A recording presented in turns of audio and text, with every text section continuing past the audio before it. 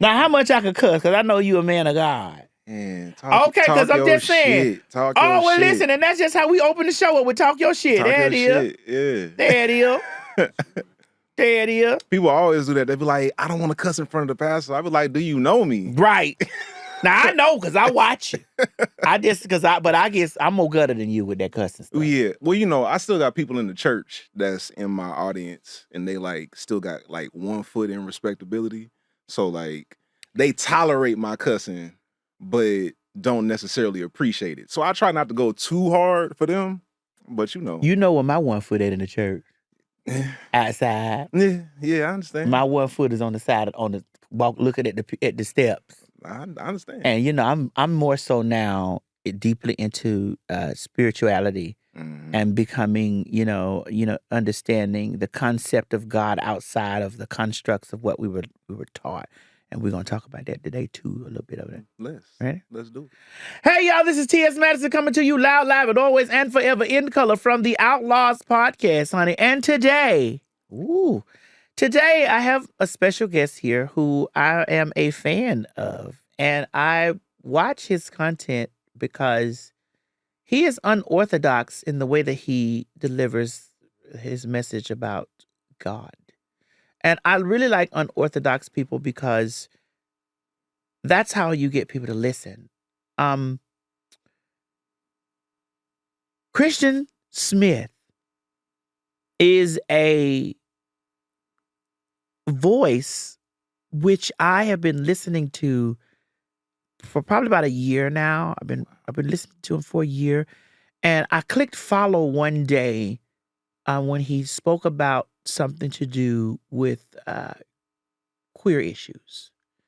And it wasn't just because he was cute, because he is a very handsome gentleman. And I did click that because of that too. But it was his stance on queer issues. And ladies and gentlemen, today my guest is it the Reverend? Is it the pastor? Is it the doctor? It's just Kristian. It could be Reverend Pastor. It could just be Kristian. It's Kristian Smith. Yeah, Kristian Smith. That's the name my parents gave me. They did? Yeah. Well, my parents gave me Timothy Maurice Hinton, but God, hey, but God. A wonderful change. Oh, wonderful challenge. That God did come and change. A challenge and a change came. A challenge to my parents and a change came with me. Yeah. I changed that to Madison Chanel Renee Hinton, and that's who I am. Yes. I love it. I've been many names, like Legion, many. We are many. You a church kid. I am. I know. I am a church kid, and that's what my connection to you was because I am a church kid. Actually, I'm a church sissy. I'm gonna let you have that. I'm gonna stay out of that. I got it. I ain't gonna get you in no trouble. You ain't about to get me canceled. No, I ain't gonna get you in no trouble. I'll take all the lashes. Yeah. But I was a church queen and stuff like that, and it was and I try to explain to people a lot about my connection to God and my connection to the Spirit. I've been on my knees many, many nights, not just for men, but definitely for God. For God first. Yes. Men somewhere in there, but for God. Yeah. And my humor is going to be all throughout this day, so just get ready. Yeah, I'm here for it. But for God, really trying to understand, like, why would you make a creation like this? And then tell me it's wrong. I'm all I know.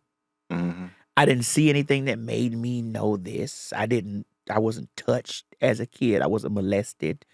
I wasn't, my dad wasn't in the home, but I had a very strong grandfather that was a male figure in the house. I do believe that I have 2 other brothers that are straight. So I think that the myth about men not being in the home, So of course I was on my knees like, God, everything that I keep hearing about you is condemnation to me, and all I know is me. So why? So of course, watching some of your stuff online and watching your teaching and watching how you approach spirituality and Christianity, and I was drawn and I pushed follow, and I've been doing it ever since. I'm glad you did. Yes, I'm glad I did too. I'm glad I did too. So we have a section on our show. It's called Talk Your Shit. In this section of our show, like I can say what I've saw about you, whatever, and tell why I followed you. In this section of the show, I allow my guests to talk their shit. You tell me what you, bitch, the degrees, the I want to know who you are without any pushback or no humility, no modesty, nothing. We've been taught as people of color, be humble because God will take it away from you. Not in this room. So you have to hit them where my name is and run your accolades from top to bottom. All right. I only put my cards down because I want to know. I want to know what I don't know. Run my accolades. Yeah. All right. So I'm Kristian A. Smith. I'm a 5th generation Baptist preacher. Yeah, 5th generation. Dad, granddad, great granddad, and his uncle. Yeah. So it runs deep like that. From Oakland, California, went to Alabama A&M University. Was a all-conference football player, inducted into the College Football Hall of Fame as a finalist for the Campbell Trophy, which is like the academic Heisman. They award it to people who excel on the field, off the field, and like in the classroom. So I'm very, very proud of that. And I don't talk about that a lot. Well, you free range to do it in here because I didn't know this. You know? Yeah. Got my MBA from Alabama A&M as well. Got my MDiv, Master of Divinity from McAfee School of Theology. Graduated with honors in every single program. Started a clothing business in 2013 when I started seminary. So I dressed a lot of people. Some you may know, some you may not know. And then I started my ministry, the Faith Community, which is a digital church that I pastor. And I started building that using TikTok back in, I started the ministry in 2018. I got on TikTok in 2022, and that's when things took off. So, author of 2 books, one called Breaking All the Rules, an ancient framework for modern faith. I just released my 2nd book, which right now is an ebook, and it's called Question Your Answers, a deconstruction survival guide. I sing a little bit. Okay. I preach a little bit. I speak a little bit. I think that's enough. Okay. Shit, listen, it was no restrictions, because I get tired of, and I built that part of the show because everybody always telling me, TS Madison, be humble. That's all I hear about. Be humble because God, I'm like, God gave that to me, bitch. Yeah. He gave it to me. I got to work through that myself. You don't want me to have, and you feel uncomfortable sometimes when I talk about it because you'll bask in the place of me, of failure. Yeah. Of what you deem failure. You'll bask in the place of people wearing me out and spreading lies and gossip about me, and then when I come back you with the truth, it's just like, oh girl, well I mean. Yeah. And you guys like to always remind me that I was a sex worker, and I'm telling you, yeah, I was, but I'm also this now. How are you skipping this? So no, I'm gonna always talk my shit. Yeah, dad. I encourage my people to do the same thing. My dad had that issue. Like, he was way doper than he gave himself credit for. And there's this thing where, we don't want to self-promote. Which, a lot of people have held against me over the course of time because, I'm out there. I see you. I'm out there, because it's at the point, because of my relationship with the church, I had no choice but to put myself out there when I realized what nobody else going to put me on. So it was like, I'm putting myself on and I'm going to go hard at it. So I totally understand. I feel like, I'm walking in my dad's footsteps, and he could have had so much more reach if he was more willing to put himself out there, because he was just that dope. And you sound like you love your dad. Oh, that was my hero. So, is that what made you want to be a pastor? No. What made you want to be a pastor? I didn't want to. I did not want to. I didn't want any of this. My dad told me when I was young, he was like, son, if you can avoid pastoring, avoid it. Really? He was like, it's thankless work a lot of times, and you got to be called to it. It's got to be in you, because if it's not in you, it'll break you. So I was like, cool. I'm going to go the corporate route. I went to school. I was like, I'm going to study business. I'm going to be a C-level executive. I want to be wealthy and anonymous. I don't need anybody to know my name. I want to travel the world, first class, stay in luxury hotels, have my family. Boom. I'm going to just live my life. And then that call came. How? So this was like one of the first time I heard an audible voice and nobody was in the room. And before it happened to me, I would think, and that's kind of spooky. But then the shit happened. I was a graduate assistant in a school of business at Alabama A&M University. And when you a graduate assistant, you really don't have much work to do. So you just been there doing your homework. And one day I had no work to do. I had no homework to do. And for some reason, I just felt compelled to open up my Bible. And that's not something I would usually do. I wasn't that kind of guy, like, oh, let me get in my word. I wasn't that kind of guy. But at this particular moment, that's how I felt. So I just opened my Bible, started reading, and I heard a voice as clear as day say, preach. And I looked around the room like, is somebody in here? I even walked out in the hall to see if somebody was in the front office. I was in there by myself. So called my parents and told them what happened. And they stayed real reserved on the phone because they didn't want to show their excitement, but I could like feel the excitement underneath their tempered approach. And they told me to pray about it. I did. And I was like, yeah, I feel like I'm supposed to preach. So let's see. And you said you have a degree in theology? Yes. Okay. Before I go there, I want to add to your voice hearing. Okay. People think you're crazy when you say shit like that. Mm-hmm. It's so much that I talk about on this podcast mm-hmm. of me hearing. And people are like, well, you can't hear from God, you're a faggot. Or you can't hear from God. They say shit like that. You can't hear from people God. Get on my nerves. You can't hear from this because you're a man dressed as a woman. You're a tranny. You're a this. And so I'm like, listen, I know what you done been taught, but I don't know if it. I call it God or whatever, but I've heard it distinctly explained to me not to move, or not to do something, or not to touch something, or you know what I'm saying. And I'm like, this not whatever. And I do something, and I'm like, bitch, didn't I tell you not to do that shit? Yeah. Now I'm not gonna fuck you up, but I'm gonna let you get fucked up a little bit so that I told you don't do that. Yeah. You know what I'm saying? And so when I hear people say, I heard a voice distinctly say, I'm always like, yeah. And especially if whatever the voice was told you to do something and you become successful at doing it, you know it's true. Yeah. And you've been successful in building your church, building your presence, building your, you know what I'm saying? Yeah. So it was true. That was true. It's a real thing, And so hearing that voice, it compelled you to go to delve deep into.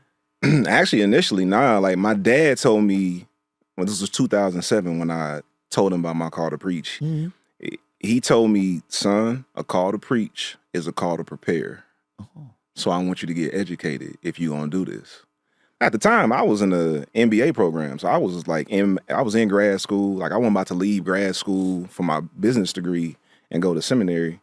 So, I spent 6 years just preaching without any formal training. And then 2013, that's when I went to seminary. And that's where everything opened up. Everything opened up when I went to seminary. Tell me. So like I said, I grew up in the Baptist church. Mm-hmm. And it was very interesting. Like it was a don't ask, don't tell policy when it came to the Q+ community. Like, but then my dad was like really kind. So it was like really like, that's a sin, but they're human beings. So be kind. That's how I was raised. My dad he was like on a first name basis with the trans sex workers across the street. Like hey, pastor, they would come to church sometimes like that. So it was normalized when I was a kid, but still my theology said it's a sin. Yeah. So I go to seminary and that's where everything just starts getting challenged because I was raised to use my critical thinking and, create arguments. My dad was What's like, your sign? so I'm a Pisces. I identify more with Aries though. So I don't know what that means. So you on the cusp? Yeah. Okay, you're Aries, Pisces. Yeah, Aries, Okay. Pisces. Okay. Because I was that kind of sound very Libra-ish. Like, because I'm a Libra. I'm a Libra Scorpio. Gotcha. And so that sound like very diplomacy, like being diplomatic. And, well, I can weigh it and say, you know. Okay, got it. I didn't mean to interrupt you. I just wanted to know because I was like, this sounds like some Libra activities going on right here. Like or like you've been taught as a sin, but it's a human. Yeah, that's just like the space I was raised in. Mm-hmm. So like, I didn't hear messages growing up bashing queer people. That wasn't a thing in my church. It was a don't ask, don't tell.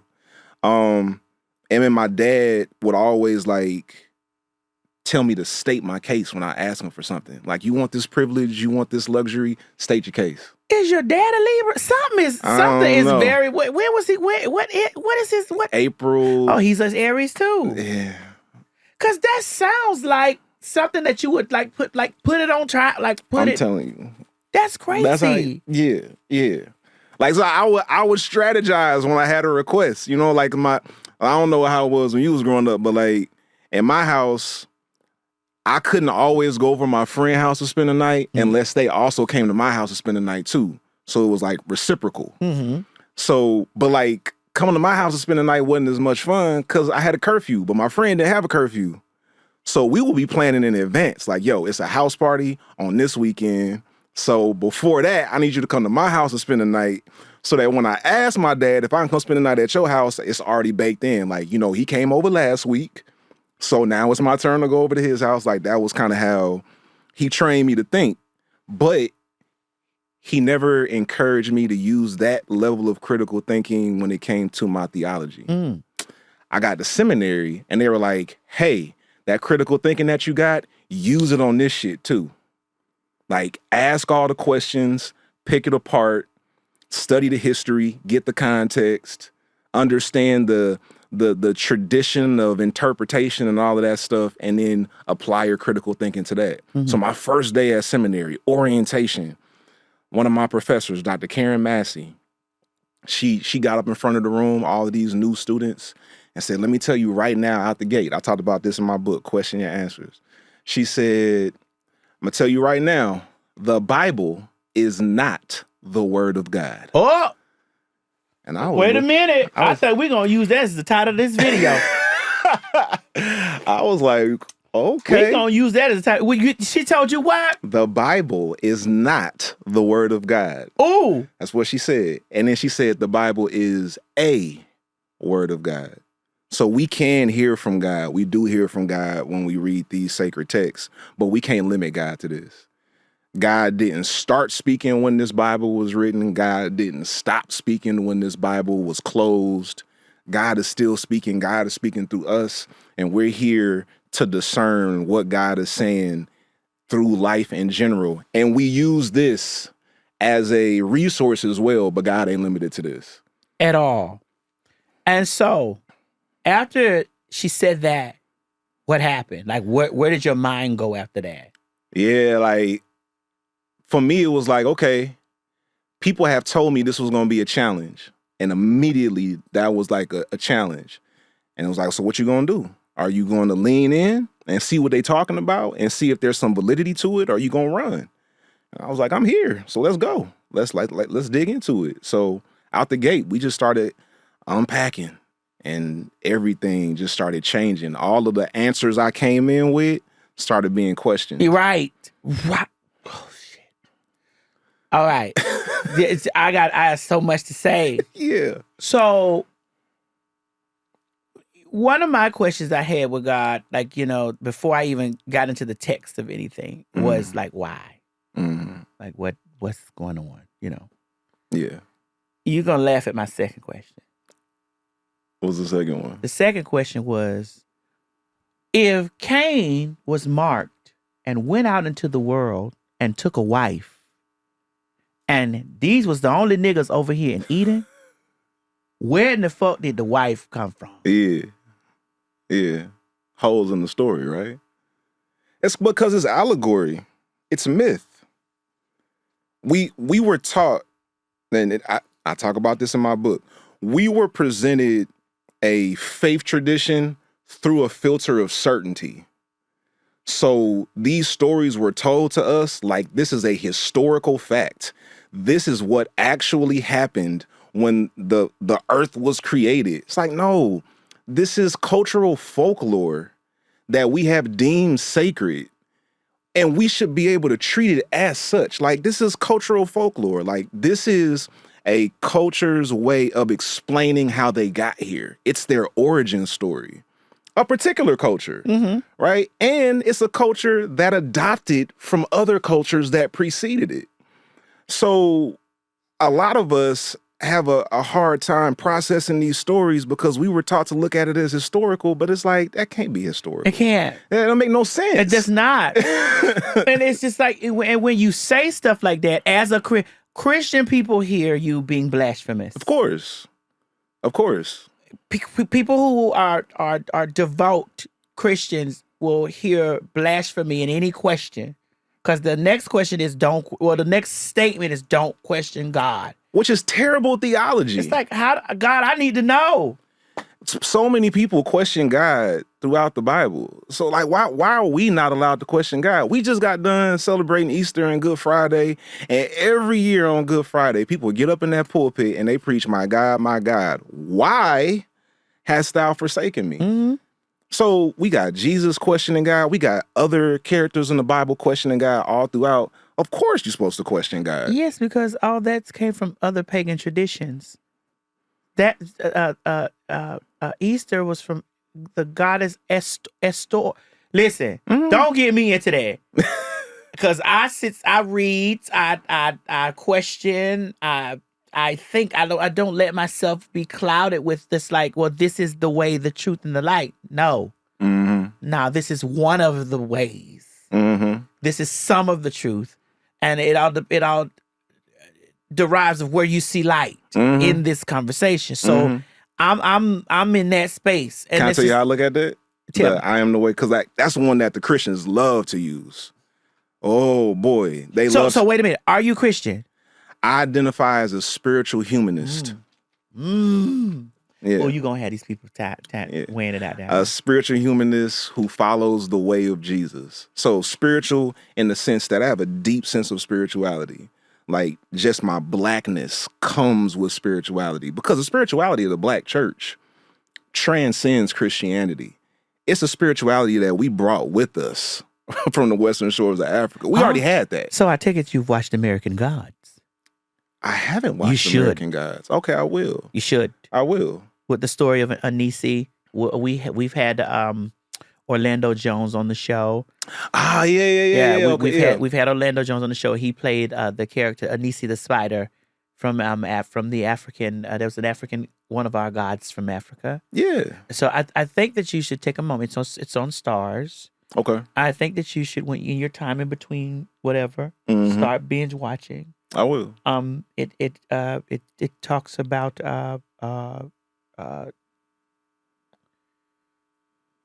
not Thor's. What's Odin, and I like Norse mythology, and they tied into Greek mythology, and they talk about Hindu. They talk about every aspect of how religion came to the Americas.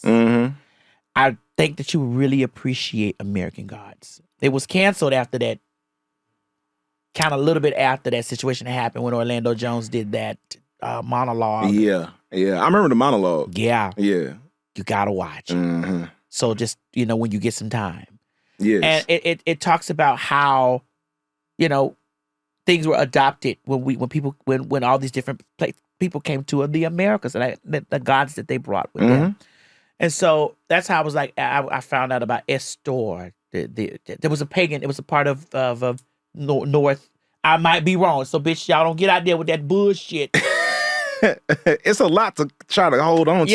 Yeah. I've heard, the pagan origins of Easter and Christmas and all of these different holidays. I don't remember the details in my head, but I remember. We've been forced to remember that Jesus was born on December 25th.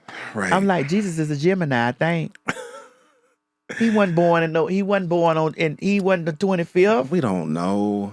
And see, I told my community last week, I don't know is a theological statement. I don't know is an acceptable theological statement. But because we were presented our faith through a filter of certainty, we don't feel like we can say I don't know. Nigga, you better know. Yeah.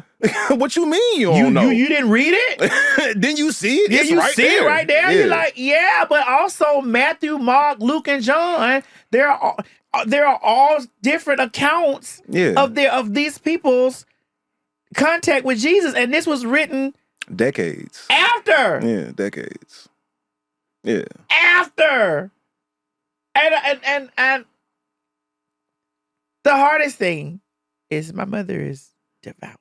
So the hardest thing for me is when we have conversations and I say, Mommy.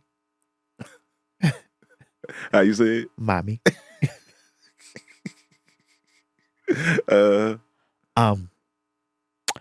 Now, you do know that people have the right to believe the things that they believe. And she's like, yes, but see, Jesus is the way. And then I'm like, yes, Mommy, for you. Maybe for us. But they may not believe it, and they're not wrong. They're not wrong for believing. Them people over there are not wrong. And it's hard telling Christians that other people are not wrong for their... Yeah, because the doctrine convinces Christians that everybody else is wrong. And it's built on fear and control. You don't want to be wrong, not just intellectually, you don't want to be wrong eternally. Because if I get it wrong, going to hell. That's why I ask Christians all the time, who would you be without hell?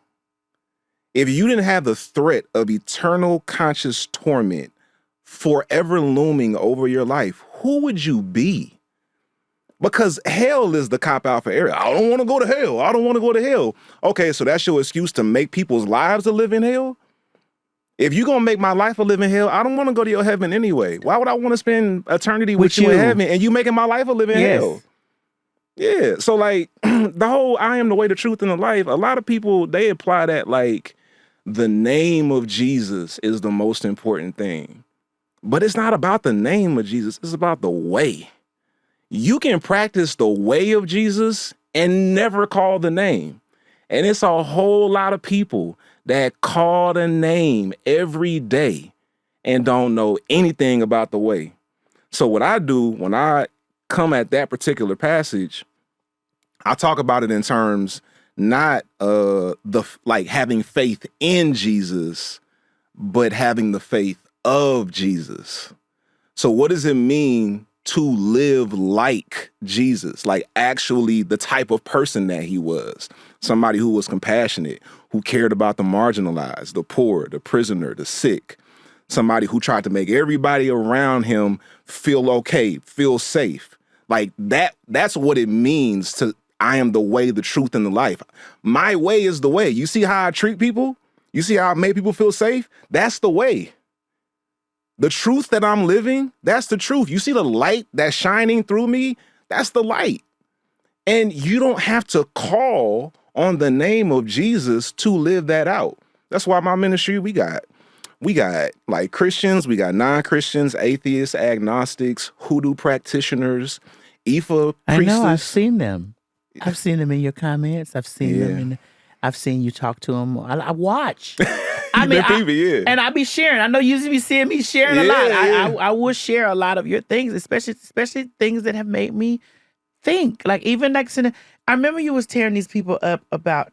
They were talking about burning sage and burning sage and crystals and all this stuff. Like you were talking to them about it, And there were people that was down in your comment, because I go in your comment, I go to see with the discourse. Yeah. I'm sorry, y'all. I go to see like how many of you are critically thinking and how many of you have just been thought for. Yes. Yes. Because when you're indoctrinated into the Bible, to the biblical text completely and are devoted, I'm sorry, I think that you're thought for, and you don't leave room to think. Right. Yeah. Everything is prepackaged and handed to you. You're not invited to wrestle with it. You're not invited to interrogate it. You just are told to accept it and obey it. So there is no room to think. The whole doctrine is built on obedience. Everything is about obedience. Obey God.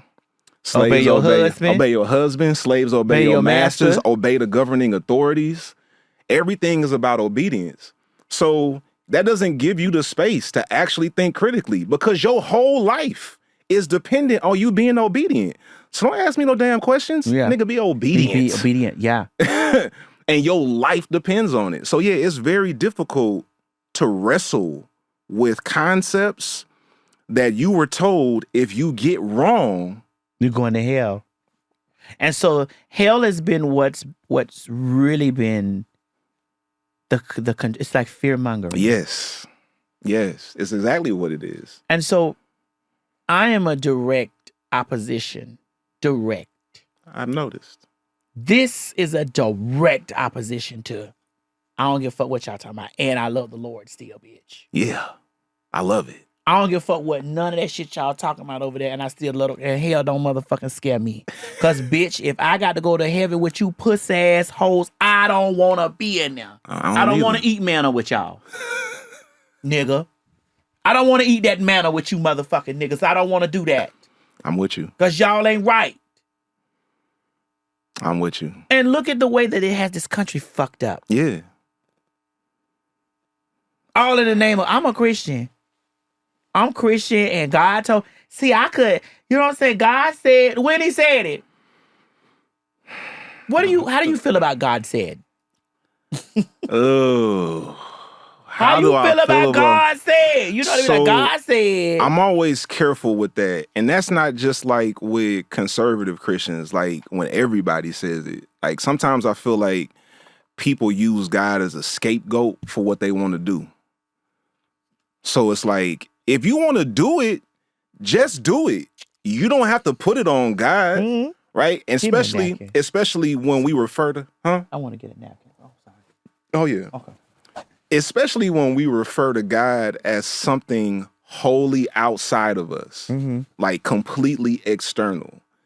So then it removes all of the personal accountability from us because this God that is outside of us told us to do it. But God is inside of you too. Like when you do hear voices, it's usually a voice that you recognize. And a lot of times it's your own voice. Earlier when you was talking about God, like getting on you for like making the wrong decision, God was talking to you in your own voice. Yeah. Like, bitch, like, that was what you said God said to you. Bitch. You see what I'm saying? And when I tell you, I tell people that they be saying I'm blasphemous against God. I'm like, bitch, you don't know how I hear it. Yeah. Yeah. And I'm gonna tell you, I again on this show, I always refer back to some episodes of again. Monique sat here on the show, and Monique is my very good friend. That's my girlfriend. And I had to reiterate to her that she had called me because she said she had a message from the universe for me. She called me on the phone with it. She said, "Bitch, listen, I got a message from the universe for you to tell you." And I was like, "Girl," I said, "What is she?" She said, "Bitch." I said, "Hold on. That came from God, the universe, because that's how it speaks to me." Yeah. And it's and that, you know.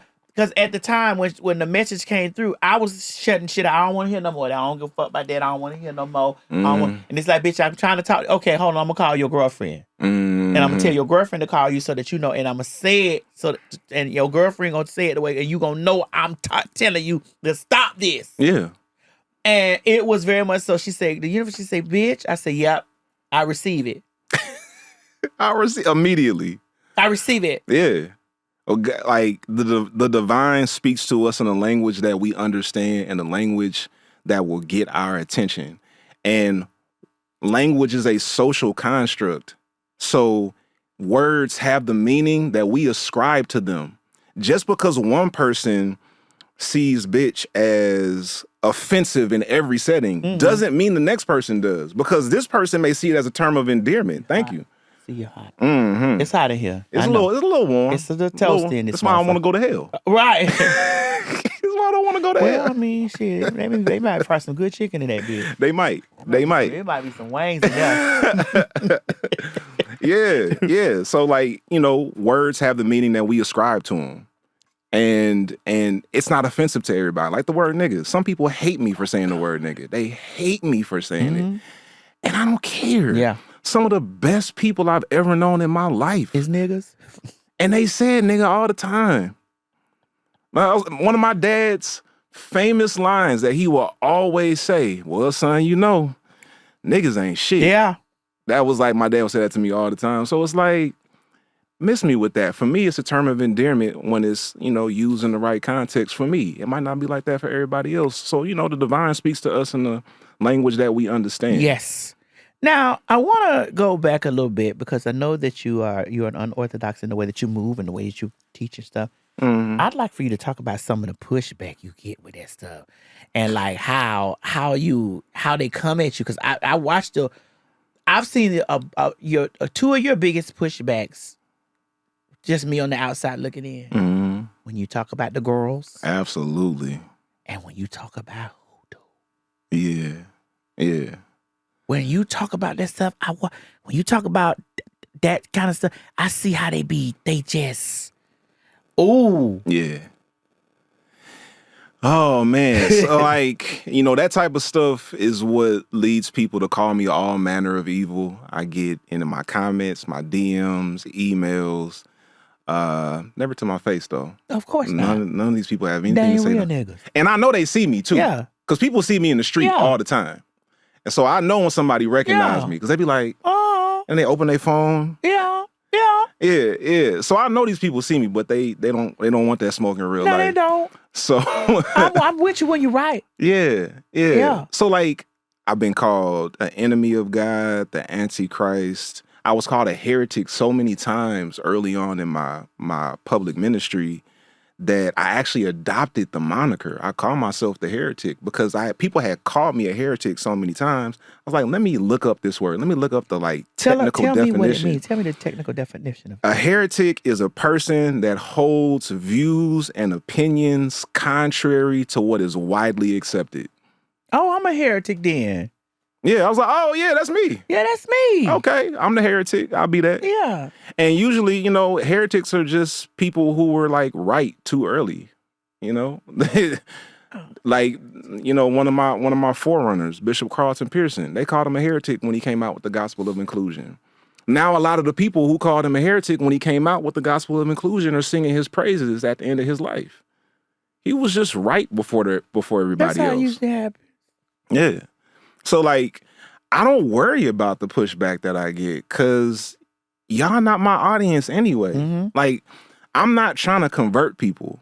I'm here for the person that feels like something is off, something's not connecting, but you just can't quite put your finger on it. I'm that person. I'm here to help you put your finger on it. I'm that person. Yeah. Because I'm telling you, that's what made me push follow. And of course, I'm always gonna be, inclined to like people that speak about, queer in a positive way. Sure.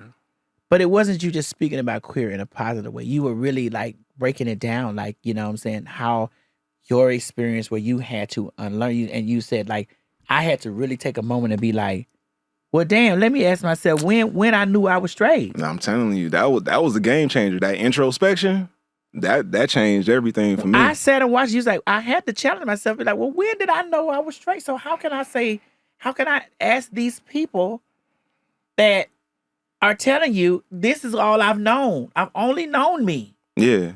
Because you've only known you. That's it. So when these people are saying this, how is it justifiable for me to only know have only known me. And then when these people say, this is all I've known about myself. What makes me and them, we're both humans. Why isn't a chemical imbalance for me, but a chemical imbalance for them? What makes them mentally unstable and me mentally stable? I mean, a lot of it just comes back to our theology around sin. Like, once your identity is labeled a sin, like, people will do whatever they can to justify your dehumanization, because sin sends you to hell. And if you justify sin, you going to hell. So people will fight like hell to hold on to this idea that your basic humanity is sinful. And they don't even care how harmful their actions are towards you, because, like, your existence is against their religion. So you can't reason with those people. You gotta like you do. You just gotta resist them. Like, to hell with y'all. Fuck y'all. Yeah. I'm gonna move on with my life. Yeah. So, you know, people have to have the will to unlearn. They gotta want to unlearn. I don't care how much logic you got for people. If they don't want to unlearn the stuff, they're not gonna do it. They're not gonna do it. They could watch this podcast. They could watch yours. They could sit there and have the actual facts. Yeah, it don't matter. Because we don't connect to our theology and our spirituality intellectually. We connect emotionally. Mm-hmm. So if you don't tap into people's emotions, then the intellect isn't going to really hit them. At all. It's not going to really hit them. And the crazy part about it is just like I had this argument with somebody just recently. I was like, well, you do know that What'd you say? You do know that girl, that these last chapters of the Bible, these people had no, they didn't even interact with Jesus. No. These texts are all out of order too. Yeah. One of the texts said that Jesus did this and rose on this day. Then another text said, well, that he ascended and sleep. Like, it's just like the texts are all over the place. Yeah. And you want me to not question? Yeah, and that's why I don't get into the whole debate about what this text is and what this text is. And, like, I will teach people that, but I'm not going to debate that with these fundamentalist Christians, because there's no point. They're operating from a different basic paradigm or a set of basic assumptions. Their basic assumptions are the Bible is always right. It's inerrant, meaning it can't have any errors. It's infallible, meaning it can never be wrong. And then that's the theology they push. My theology is totally different. My theology doesn't use the default question, well, what does the Bible say about that? My theology uses the default question, how does the greatest commandment apply here? What is the greatest commandment? So Jesus was asked by an attorney, what's the greatest commandment in all of the law? In another text that tells a parallel story, so like the first question was in Matthew. In Luke, the attorney says, how do I gain eternal life? All right, so this is the question that's being raised. What's the greatest commandment in all of the law? How do I gain eternal life? And Jesus says, here it is, love God with your heart, soul, mind, and your strength. And the second part is like it. And like it means of equal rank in the original language. A second part is of equal rank, love your neighbor as yourself. And then he goes on to say, everything in the law and everything in the prophets hinge on these two, love God and love your neighbor as yourself. So you can't love God if you don't love your neighbor as yourself. Loving your neighbor as yourself is the essence of loving God. So greatest commandment theology says your love for God is displayed through how you love your neighbor. And your love for your neighbor is a reflection of the love you have for yourself. So self-love is at the core of the gospel. And that's on Jesus. Mm-hmm. So if we're supposed to love ourselves, I can't teach Q plus people to hate who they are. Right. That's antithetical to Jesus. Jesus is like, you got to love yourself first. That self-love is so critical to the gospel message that Jesus didn't even command it. He assumed it. Love God and love your neighbor as yourself. Love God and love your neighbor. That's the greatest commandment. Love yourself. That's the greatest assumption. Of course you got to love yourself. But we're not being taught that in church. No. So when it comes to these ethical, moral dilemmas that we face, I'm not asking, what does the Bible say about that? What does the Bible say here? Because you can use the Bible to justify anything you want. Anything.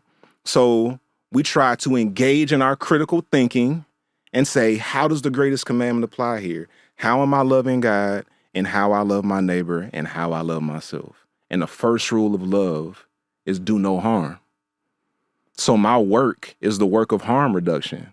And I see the harm the church has done to the Q plus community. And it's like, I'm not going to participate in that. As a matter of fact, I'm going to subvert that. I'm going to push back and say, yo, we've been wrong about this and we need to stop. Because I love Black people more than anything. All of us. I want all of us to be okay. Male, female, man, woman, non-binary, trans, cis. I want all of us to be okay. So I don't want to cause any harm to any of my Black sibs. And that's just how I carry out my ministry. We not tolerating that. I have disagreements and debates, but I ain't debating nobody's humanity. You can miss me with that. Yeah. Yes, that's why I fuck with you. That's why I fuck with you. That's why I fuck with you, because it's just like you got like I hate the way they have just dehumanized anything that's like because when you can dehumanize it, you can again condemn it to hell. Absolutely. And it gives, when you dehumanize people, you also justify violence towards them. Because then you can convince yourself they deserve the violence that is being enacted towards them. And the first rule of love is do no harm. So you can't justify violence towards me just for existing and say you love me. That's some bullshit. Right. And don't blame that on Jesus. Right. Because Jesus wouldn't even fuck with that. Yeah. I want to talk a little bit about, and then I know it's hot in this bitch because it's warm in here. How much more time we got? We got 10 minutes. Oh shit! Oh, time flying. We having fun, huh? I thought we was just getting started. I did too. We gotta do this again. Yeah, I got to come over there on your stuff and shake it up. Oh yeah, we gonna do it. Cause I shake it up over there. Oh, I know. When people tell me that Jesus said this and God said this, I tell them, let me tell you, motherfucking whole son. If you really want to be technical, the only thing that Jehovah said was when Jehovah took his big finger and wrote on those rocks from Mount Sinai. That's the only thing that was actually written by. If you want to be technical, you talking about the Ten Commandments? The Ten Commandments. That's the only thing that was motherfucking written by the Most High. Everything else, niggas wrote that shit. When I say that to people, they get fight mad. Yeah. I'm like, what debate? What's swaying me then? Because if we technically looking at when Moses went up there and Moses had that conversation with Jehovah, because it wasn't even Jesus then. It was Jehovah, and he descended from Mount Sinai. He brought them scrolls down there. God took his big finger and wrote that. All that other shit. Don't talk to me about the Levitical law. I don't want to hear shit about Leviticus if you ain't following that Mosaic. If you ain't started with that shit, don't talk to me nothing about it. Cause you some lying ass hoes. You bitches like to lie on people. You like to covet. You are murderous in your spirit. You are wicked. You know what I'm saying? Bitch, don't the first 10, don't talk to me. Yeah. Too many niggas ain't even following the first 10 to be over here telling me about abominations. I don't want to hear it. And my thing is, niggas ain't following the greatest one. So with the greatest commandment, I use that to interpret everything. The 10 Commandments, the Levitical law, the Mosaic law, the Torah, the Tanakh, the prophets, the Gospels, the epistles. I use the greatest commandment to interpret all of that. So if I read something in the Bible, like when I read in Exodus where it talks about how you can beat your slave within an inch of their life. And as long as they stay alive for a couple of days, then no harm, no foul, because that's your property. But if they die immediately, well, then yeah, you should be punished. Like when I read that, and then I say, okay, well, how does the greatest commandment apply here? Oh, based on the greatest commandment, shouldn't nobody have no slave? So I reject that. That's how I approach biblical interpretation. How does the greatest commandment apply to all of this? And people don't know what to do with that. They don't. They have no idea what to do with that. But you can't tell me no different because you say you trying to follow Jesus. And when somebody asks him, what's the most important thing out of everything? This is what he said. Yep. So are you going to follow him or not? Are you married? I'm going through a divorce. Are you going through a divorce? I'm going through a divorce. I asked you that because, we get into this space where our, because I talked to you about my mommy. And I love, I'm telling you, mommy. Right. Yeah. Now, she don't really get into the debates. I be like, mommy, you know that this is a full challenge of your faith. You do know that this is something that you prayed to God for. And it came to you in this form. You asked God to teach you how to love. You asked God to teach you patience. You asked God to draw you closer to him. This is your answer. How does she respond to that? And she loved God. She done been drawn closer to him. And honey, she loves. Good. So she's following what God told her to do. Yeah. Be obedient to me. And she's being obedient because, and I point this out to lots of people who have Q+. I like the way you say Q+. I'm going to start adding that. Because I ain't got to go through all the motherfucking letters. Listen, that's how I got to it. Yeah, I ain't got to go. This is how I explain to people that have Q+ kids, Q+ siblings, Q+ loved ones. This is an answer to something that you prayed for. Because this is a challenge, especially because my mama said the first time when she professed that she was Christian, there's like, you can't be no real love of God and you let your son be out here wearing women's clothes and you think your son, how you going to heaven? Your own son won't. I'm like, bitch. Well, me and her ain't going to the same motherfucking place you going, hoe. Because again, why would I want to go? Why the fuck do we want to go? I don't want to stay on the same street with you, bitch. I don't want to eat manna with you, nigga. I'm good. I'm straight. Yeah. And I ain't about 144,000 of you motherfuckers going anyway, bitch. Come on, Jehovah's Witness. Yeah. I say all that kind of stuff, you know? So I asked you that because usually, like, as a person who, y'all kind of marry, like, y'all preachers know y'all marry the first ladies, get the first ladies and shit, and y'all be on one mind and one accord. What was it a challenge for your wife at the time? Or? No, not at all. Like, she was there before me. Like, my wife is a therapist, and she came into this space already being inclusive. And when I went to seminary, my seminary education gave her language for the stuff that she had always been wrestling with and made sense of the questions that she had been asking. And then she brought her therapeutic insight to me to understand, like, how people connect to their spirituality emotionally, not intellectually. So if you only approach them with logic, you're never going to get through to them because you have to disarm them emotionally in order to actually talk to them. So, she was always there. Okay. Yeah. So okay.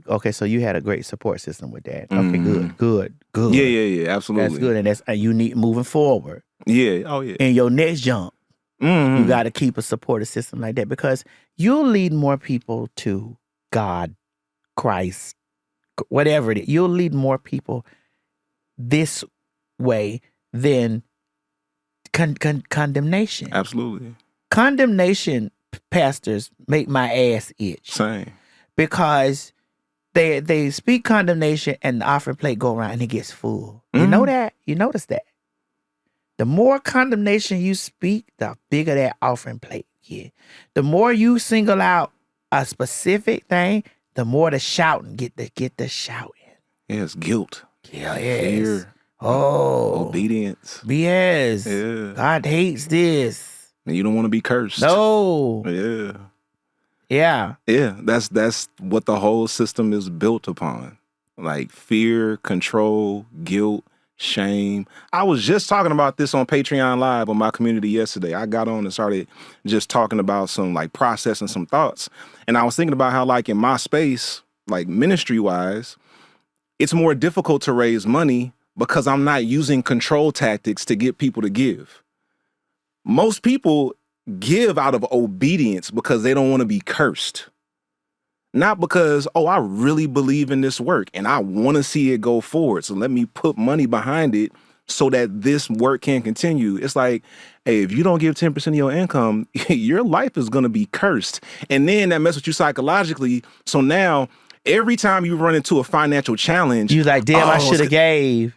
I should have. So you don't, this is safe to say. So how what is your stance on tithing? I don't mandate tithing. I do believe in giving. I do believe that what you put out into the world comes back to you. Mm-hmm. So you should be generous. And I believe in our ministry, hey, these are the things we want to do, and this is how much it costs. So if you want to see us do these things, we need you to give towards these things so we can do them. And when you give to them, you will see the stuff will get done. So that's kind of how we approach it. We talk about generosity. We talk about giving. We also talk about just economic justice, what it means to pay people a living wage for the work that they do. The pastor. Yeah. The pastor, the service providers, because, it's a whole lot of churches, just everything is volunteer based. One day we can get together and talk about cult type shit, because that's one of the things about cults. Every cult I've ever studied or watched any type of documentary on, one facet of the cult is free labor. Think about how much free labor the church used to get out of niggas. And still today. Mm-hmm. People be spending 30, 40 hours a week working for their church for free. Mm-hmm. But I didn't want to do that. I wanted people who provide services to our ministry to be compensated fairly for what they give. So I share that with my community, and we all come together and we make it happen. So your church is just virtual? 99%. 99% virtual on Patreon. Are you going to ever start a physical? Well, we have physical gatherings throughout the year. Where you have them at? So April 18th, we're going to be at Neighborhood Church. That's a Saturday at 4. It's actually a week from tomorrow. Mm-hmm. We'll be at Neighborhood Church at 4 o'clock for worship. And then in August, we have our annual celebration. It's like a whole weekend. It's called Day Fest. And we have a welcome party. We have a brunch. We have a cigar party at worship. Wait a minute. Cigar party at the church? Hallelujah. Yeah. What about weed? Y'all smoke weed over there too? Oh, we don't have organized weed smoking, but a whole lot of us are weed smokers. Wait, you smoke weed too? Yeah. Oh. Okay. Yeah. You real unorthodox. Here's the thing. It's not that I'm the only one that does it. I'm just comfortable enough to say it. I know. I know people's favorite pastors. Okay, I know what these niggas do. I know people's favorite pastor too. You know how many times I've been a first lady? See, folks be hiding. I just don't want to hide. That's my thing. I don't want to hide. I'm gonna be who I am. I was joking a little bit. No, she wasn't. Okay. No, she wasn't. No, she wasn't. No, she wasn't. She was telling the truth. Oh my God, I was joking a little bit. You ain't got to say nobody's name. I don't never say. Listen, that ain't my thing. Yeah, me neither. I don't get into that. I don't tell on nobody, but I know. So, but I know we gotta do Bandit, bitch. I know, but I have to ask him this. I've my first kind of sexual experiences was in church. Yeah. Why does that happen a lot? Why do you think that happens a lot? There's a lot of built up, repressed sexual energy in church because of how adamant the doctrine is about controlling your sexuality. So we be in there looking for outlets. I know when I mean, and then I don't know how old you were, but like when we were kids. Yeah. Yeah, like there's not as much like supervision at church as there is at school, and then you there with all of your friends, so you know where the nooks and the crannies are, and I think most church kids had a sexual experience in the church. Yes, I'm one of them. I mean, yeah. So we ain't alone, right? Choir rehearsals and. There was one time on our podcast, one of the members of our community told a story about some kids having sex in the baptismal pool. That was you? I mean, I didn't have sex in the baptism pool. I just like right after oh God, she's forgot. Telling on yourself. Well, God saw it. Right after I was baptized. I was baptized at 7. Oh wow.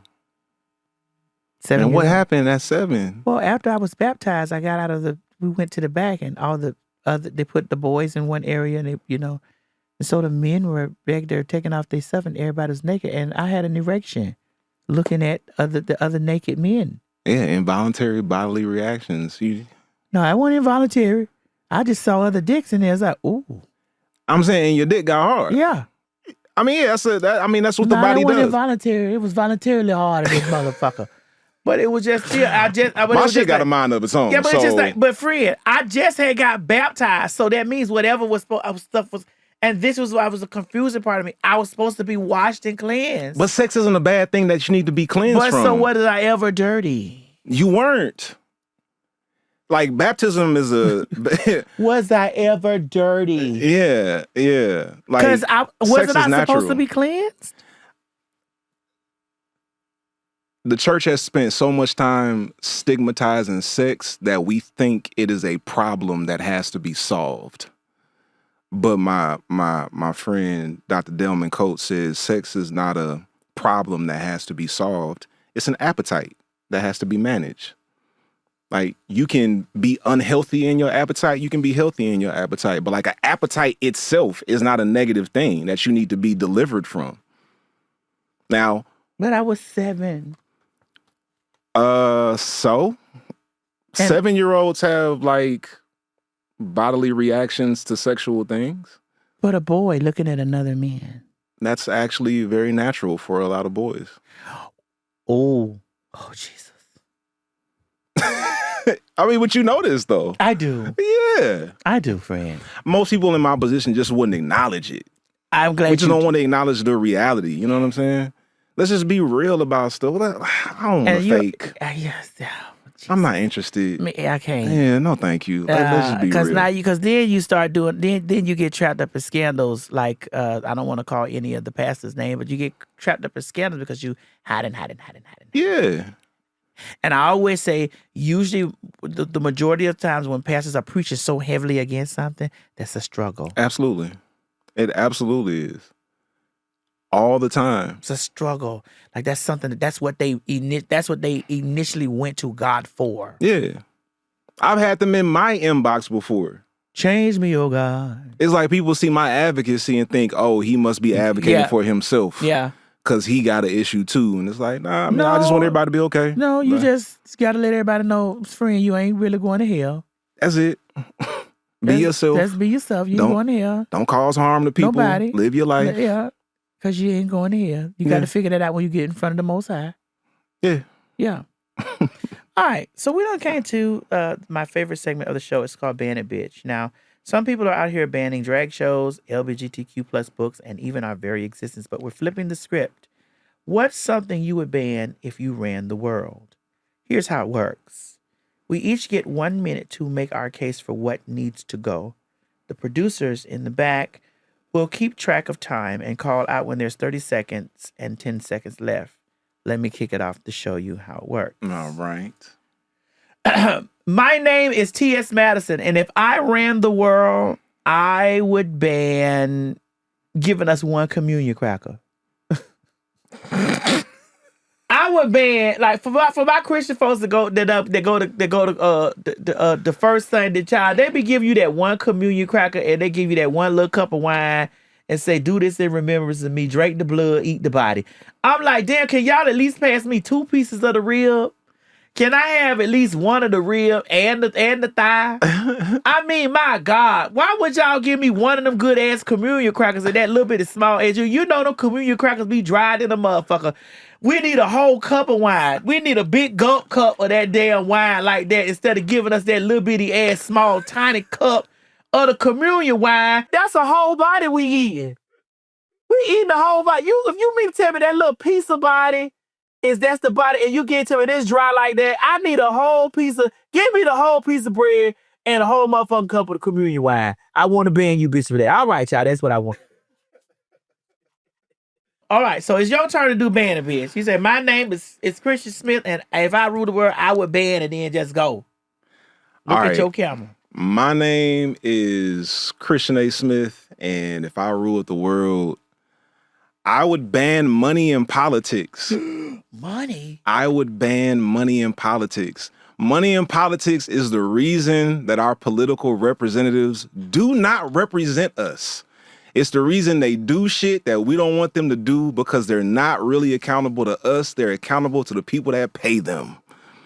So we will vote for certain things and they'll ignore it because they getting money from these wealthy people who are just throwing money at them, and then they don't have to do anything for the good of the people. They don't have to make sure that our rent is affordable and that cars are affordable and that groceries are affordable and that we make a living wage and that we have access to clean water and healthy food. They ain't got to worry about that. So I would ban money in politics so everybody can have their basic necessities met. All right. Well, I ain't gonna ban money. I just ban motherfucker. I want to get rid of this church and state completely. Yeah. Like joining them or just do away with them just as a whole. No more church, no more state. Well, no more church and state ideology. Combine. I got you. Like we got these people in the Supreme Court and they're saying they're supposed to be following a moral compass. Like, well, what's moral to you may not be exactly. You know what I'm saying? Like, how are you governing the way people want to? If the 2 gays want to get married, let their motherfucking ass go through that shit. Yeah. Let them go through that. Let them go through divorce. Let them take all that shit. Yeah. Let them split. Let them have their health care and their insurance and stuff like that. Ain't nobody getting none of my motherfucking money. Just let people live. Ain't nobody getting none of my motherfucking money. I don't blame you. When I split from a nigga, bitch, to death do us part, you dead to me. Now part your ass the fuck out of here. You got 24 hours to vacate the premise. And don't let me be in a relationship with a motherfucking nigga, because when I die, you best understand that it's in my will. Yeah. I'm going to have some big niggas come move your ass out of there. I don't know why, but I believe you. I'm dead ass serious. I can't be fucking with no nigga, and you think you gonna be rolling around with another bitch on the sheets that we bought? That bitch you already been fucking? I know you been fucking that bitch. You think I'm finna let you come over here and bring that bitch in my house? No. You done thought this through. Oh, I know this. I used to be a hooker. And there's so many things that I've learned about men through sex work. Mm-hmm. And my friend usually tells me that I'm scarred. No, I'm wiser because of the things. You know what I'm saying? And I no, every man ain't no trick, but he might be. He has the potential. He has a dick. He has the potential. And that the dick is the potential. Yes, it is. That's the potential. Yeah. And this is what I try to explain to people. When people be talking to me about when we go through this shit about down low niggas, I'm like, man, don't talk to me about no down low nigga. A nigga that fucking can do anything. I don't want to hear that shit. A man that fucks can do anything. So, bitch, don't come asking me about never no down. Just protect yourself. Yeah. Because you don't know. I just told you I was 7 years old and a motherfucker we was in the bitch neck and I was in that bitch. I got a dick. So I know. I could tell you.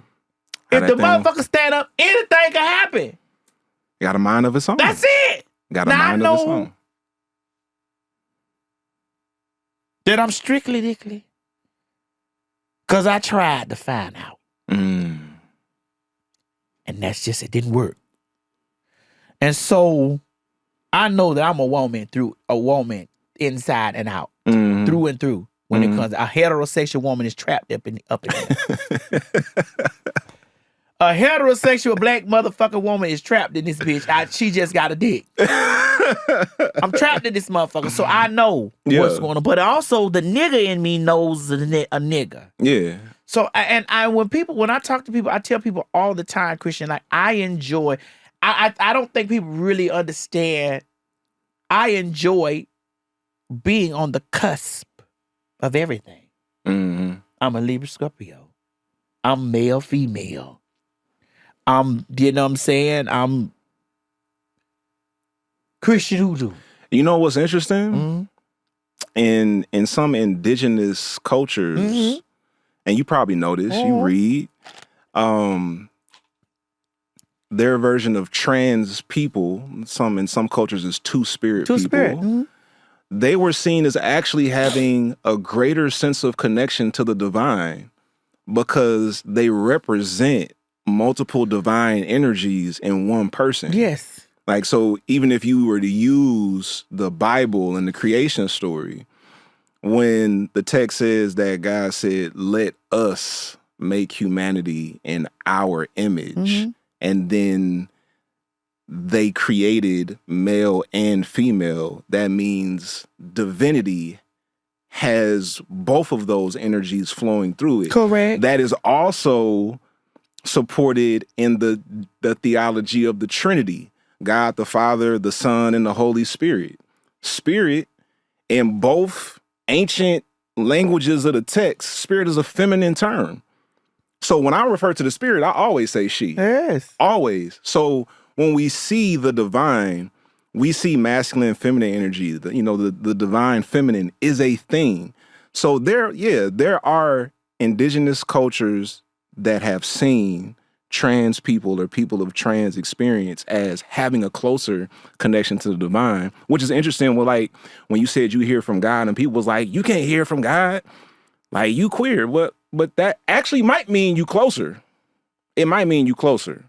I hear from God constantly. Constantly. Yeah. Sometimes I be like, oh God, no, please. Or sometimes I'm like, oh God. Listen, when I was fucking around with this regular ass nigga, I went to sleep and woke up with his phone, with his PIN number, his phone passcode. Oh, wow. I went to sleep and woke up. And I was like, nah. And it was right. That nigga got over in the shower with the full confidence, left his phone there, got over in the shower, the full confidence. I went over and I was like, let me. And that's it. I said, oh. Did you find what you was looking for?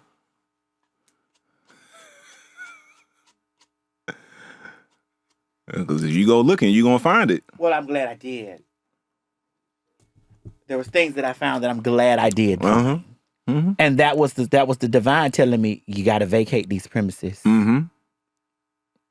You got to vacate these premises or it's going to throw you off the course that I got for you to do. I believe that divine has me on a course.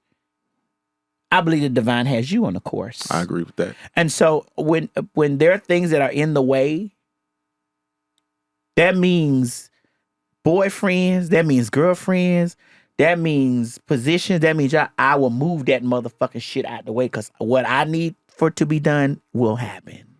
Yeah. And for me, anything that costs me my peace is too expensive.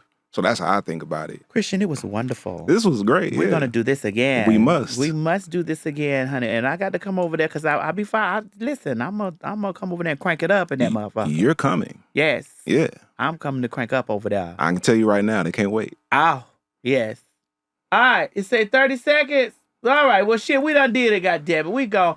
Tell them where to find you at, honey, for the folks that's just running into you. Yeah, this camera and this camera. All of them. All right, so I'm Kristian A. Smith. You can find me on TikTok, Instagram, Facebook, and Threads. The Kristian A. Smith, and it's Kristian with a K. So it's the Kristian A. Smith. And then if you want to get some of our long form content like podcasts and longer segments, you can go to our YouTube channel. That's tfc.virtual, stands for the Faith Community Virtual. And if you want to join us, like you want to be a part of the programming that we do, the weekly live streams and everything that we do, we over on Patreon, TFC Virtual. Check us out. TFC Virtual. TFC Virtual. What that TFC mean? The Faith Community. Okay, because I was just close to KFC. Kentucky Fried. Nah. Anyway, listen. Thank y'all for tuning in. We love you a lot. See y'all the next time. Bye. Is it still on? Is it still recording? Honey, you bitches is still here. Make sure this is what you do. Get down there to www.patreon.com/Outlaws with TS Madison, honey. You got to tune in, honey. We still talking, child. A lot of y'all can't stay on for an hour, but the rest of y'all that can, come on to the Patreon. www.patreon.com/Outlaws with TS Madison.